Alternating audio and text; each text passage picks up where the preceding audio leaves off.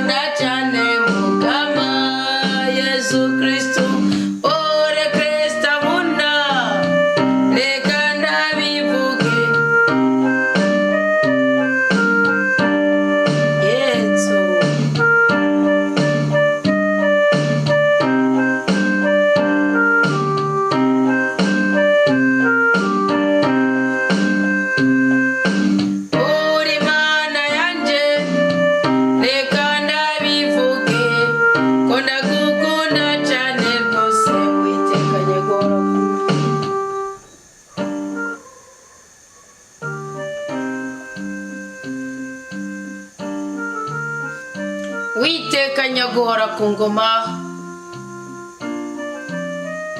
izina ryawe ryeranda ni Yehova Adonai. Uri Imana ikora icyo ishaka, wabishatse tubaho turi bazima kuri uyu munsi igenekerezo rya 29 ukwezi kw'icumi 2025. Ni umunsi w'amajana 32 mu isi y'umwuka. Niho duhagarara tukabona ko dufise uburambe, tukuzuzwa amashimwe yo kugushimira ku cyo turi.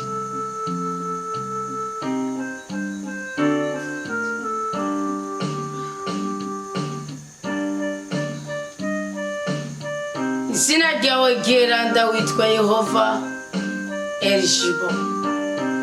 Uri Imana y'ubushobozi kandi wadushoboje turiho turi bazima kuri uyu munsi wa mbere muri ya misi 3 y'amasengesho yo gushimira kubyo wadukoreye kuvana tukiva mu nda z'ababyeyi batwibarutse ndetse tukibiteranirizwayo.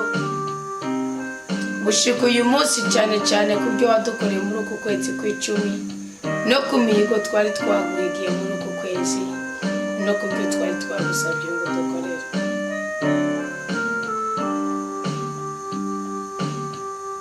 Heza kigwa Mukama uganze kandi uhorane natwe.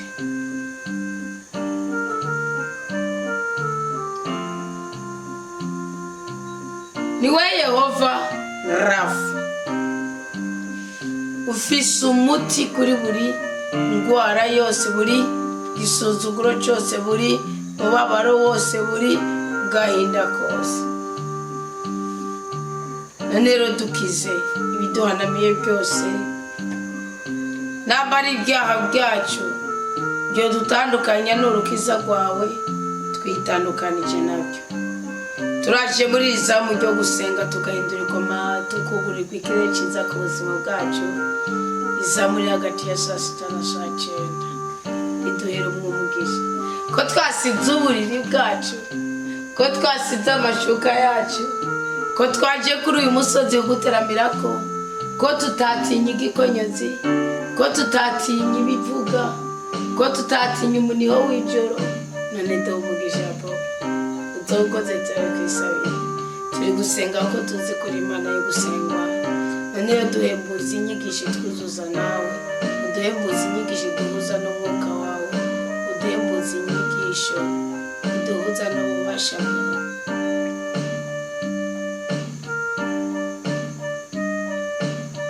Turinde kubabara, utwagurira imbibe kandi unezereze imitima yacu, duhabwe umugisha n'umugwiza mu izina rya Yesu Kristo turindiwe kubabara.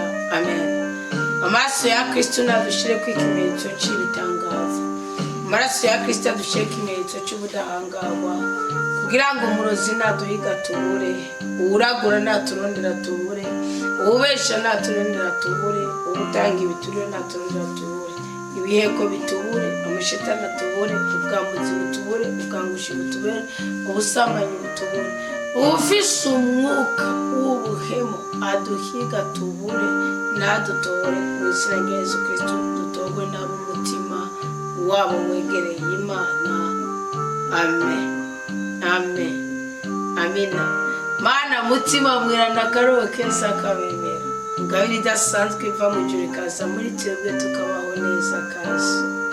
Zana ingabirano zawe, ububasha bwawe, ubutware bwawe n'ubudahangarwa bwawe, uyu mwanya tugabirwe ibyiza biri hejuru y'ibindi byose. Amen.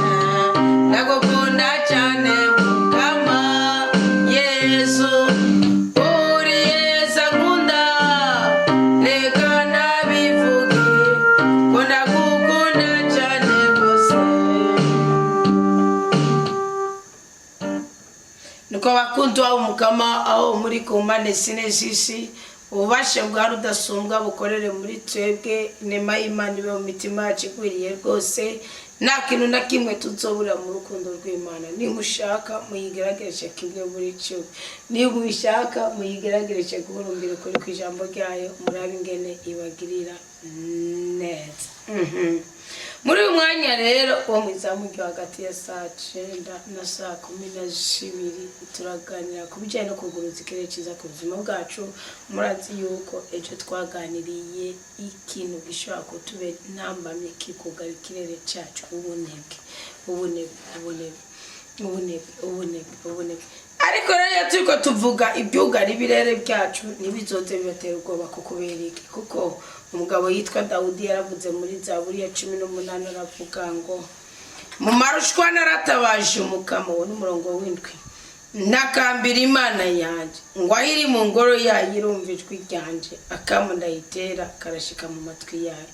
Iyo turi gusenga Imana iratwumva, iyo turi gusenga Imana irakora, iyo turi gusenga Imana iratabara, iyo turi gusenga Imana irakura igisuzuguriro. Kandi Imana itabaye, Imana ikuye inzitizi, Imana ikuye igisuzuguriro, nagira mbabwire kwishiraho n'ikimenyetso.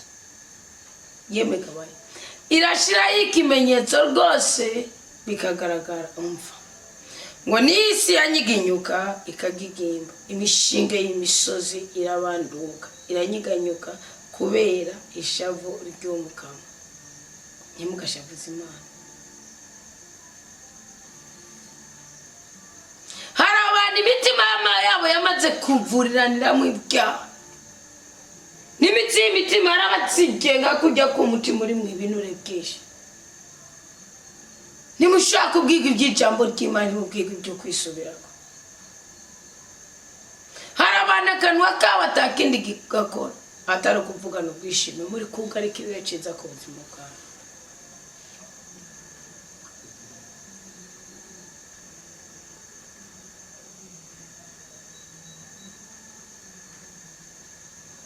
Dawudi yigeze kuvuga ngo abo bantu ngo baratwoma inyuma bakatugumako, ngo bakatwibundira, uko ngo bameze nk'intambwe igabiye gutabagura, kwameze nk'umukurira w'intambwe utumye hinyegeje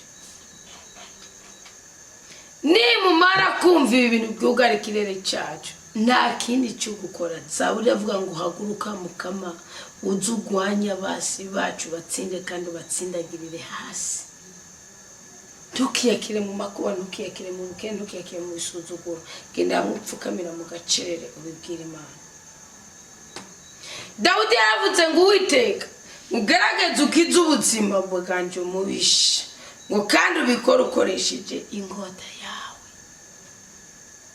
umenye uko bigenza imisengesho gaje no kugira akamaro ku ngendo yo kwa Isaya bose ni kariba musuzuguye ingabo za Senikaribu zishwe n'Imana mugimana ntiyamwemereye yuko aja ku rugamba n'abamusumbye amaboko Senikaribu arafise ingabo zirenga 185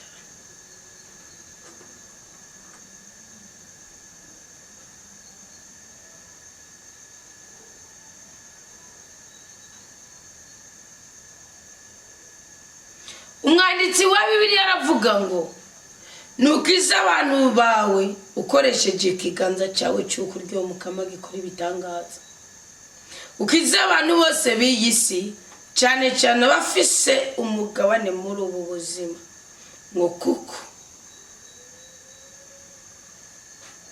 niwe wenyine ushobora kwakira inda zabo ukazuzuza ibyo biyiburiye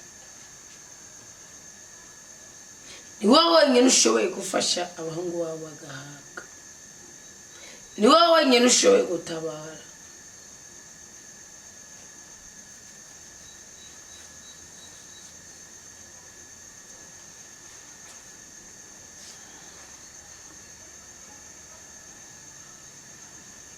ugatuma abantu banezerwa ngo nawe jewe mu butungane bwanje nzora amaso yawe mbyutse naho nzonezerwa mu gutamarira ubutaka uryame wiyumvira Imana ubyuka utangarira Imana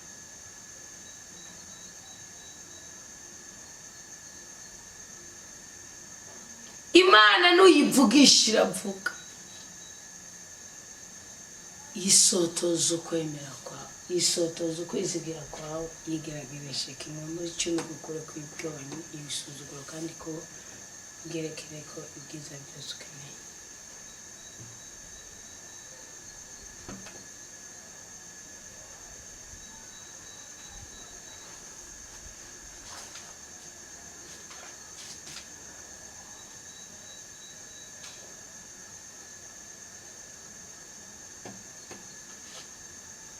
ngo Mukama yarahengetse ijuru arahezaruruka igicu cy'umwijima kiza munsi y'ibirenge bye uwo Mukama yagenye n'ubu biracyakora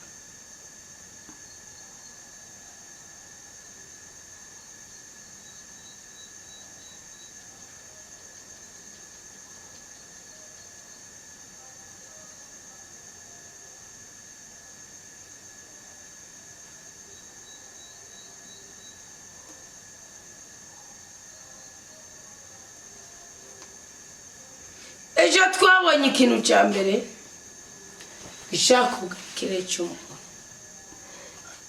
irivuga kunebwa izina ubunebwe aho ni muri rusange ari ikindi kintu gishobora kugara ikirere mu muryango ngo bandabasabe mu gishenge kuko birananetse birarusha abana bataretswe kutarera abantu nubona wisuzuma umutima wawe ugasanga ntandira wahaye abana uzomenye kuri ikimunga kimunga amagufa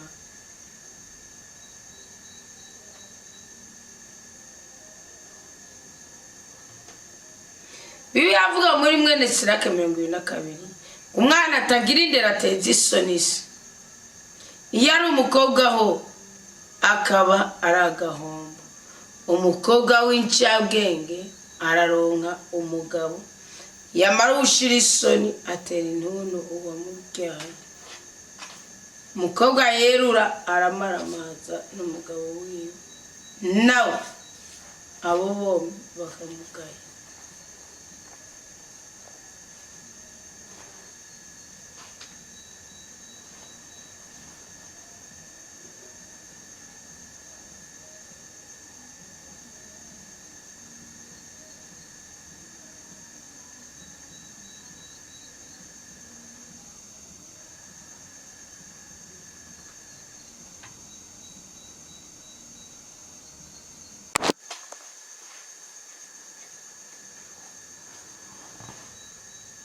Iri jambo ngo umwana atagira indero ateza isoni se, ndaifuza turizane mu isi y'umwuka turabe ingene igihugu ari ikirere cacu. Umwana atagira indero ateza isoni se, ubundi se wacu nini? Kuko nibyo koko umwana atagira indero ateza isoni se, mugabo kenshi gutakaza indero biva mu gisokuru kibi. Bari bipoma gisokuru ngo nimborerwa nka se, ngo nango n'umunywara mugi nka se, ngo nindanga nyina, ngo mugabo rero ngo umwana atagira indero ateza isoni se. Nagira ndabwira ko umwana atagira indero bibi yibiri kiravuga atandukanye nandi tanura umugi cyangwa n'utabi cyangwa n'tasambara cyangwa yiye. Umwana atagira indero ateza isoni se n'umukristo atazi kwakira imibabaro, n'umukristo atihanganira imibabaro. Igihe cyose utaba witeguriye ko hari ikintu gicarenje ngo ubuzima bwawe ubugaragaje ko utabyawe n'Imana. Kuko uyu uri umukristo yabyawe n'Imana, iri umwana wabyawe n'Imana, ukabuzi ko Imana ari so, se umwami wacu Yesu Kristo akaba na so. Ba witeguriye ko ushobora guhura n'umuntu wawe uciye igisuzuguro anytime. Ariko ukabuzi neza ko warerewe mu ijambo ry'Imana, ukarerwa mu ngoro kwa Data, ukabuzi ko Kristo yatwikorera amakuba yose, urakomera. Ngo yari umukobwa we akaba aragahomba. Umukobwa ninde? Iyo muriko muriruka ngo mugiye kubatizwa mu mazi menshi mugaya, umukobwa ni wakorera igorogota. Ubundi ije umukobwa ni wo gukora, ni wakwerewe igorogota. We wamenye ko Yesu Kristo agira neza. Bibiliya irekera vuga uwo muntu igira gahinda, igaragaza gahinda. Umva ni mu Baheburayo 4:6.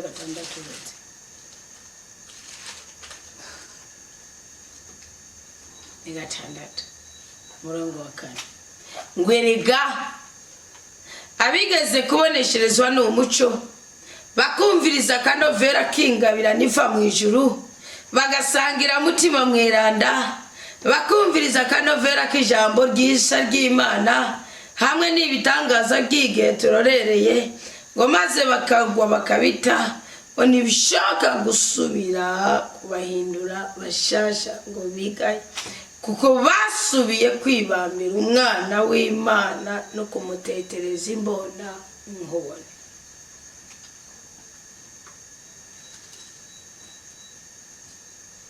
Ngo yari umukobwa ho kabaragahomba. Umukristo yanaguwe muri mutima mweranda.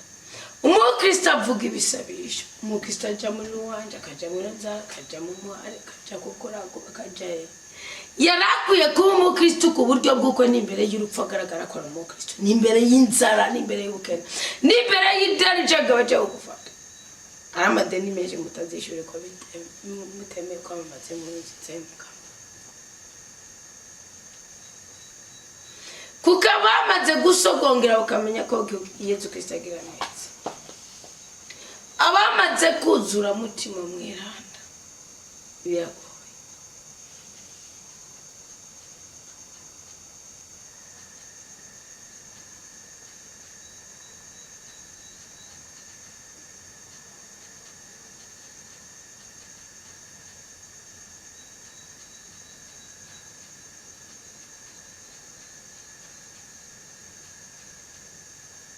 None bakundwa b'umukama, mwebwe mwamaze gusogongera mukamenya ko ijambo rikiza, mukamenya ko ijambo ribohora. Uyari umukobwa mwe mwakwereye igorogota, ndabasabye mureke kwishinyaguriza, mureke kwidodomba, mureke kwiyengeriza, mukorera Imana. Bwiza bwawe nutaburondeza Imana, utunzi bwawe nutaburondeza Imana, nemeye. Paulo yavuze ngo nta masiki n'ibishwema. Ngo yamara uwishe isoni atera intuntu uwamubyaye. Uwishira isoni amusoro. Umukobwa w'incabwenge araronka umugabo. Yamara uwishira isoni atera intuntu nyina.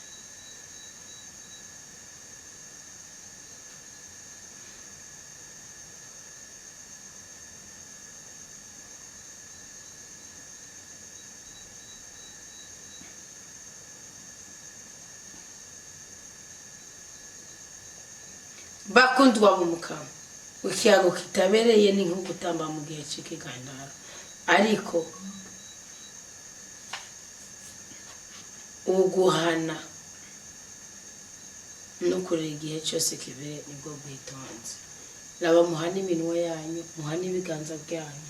Iminwa n'uyihana izovuga ibikenewe, ibiganza n'ubihana bizokora ibikenewe, kandi muzoba mubihiriwe nimwabikora nk'uko. Muzoba muhiriwe, muzoba muguririwe ikirere cyiza, ndetse n'Imana iduhere imigisha.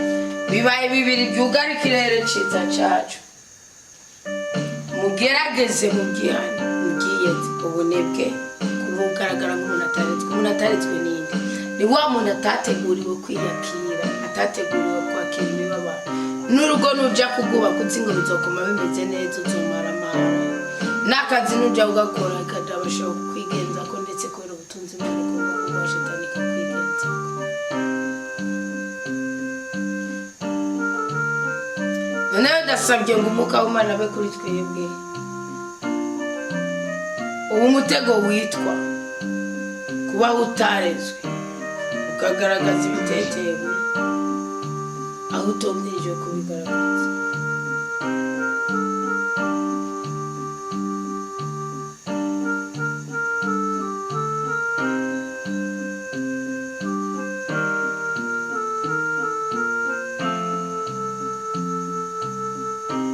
Mve neza kugiye kwitandukanya n'ibyago bibiri: kubaho uri kinebwe, kubaho utiteguriye kwakira yonaniza ubuzima bwawe mu byazo umusaruro.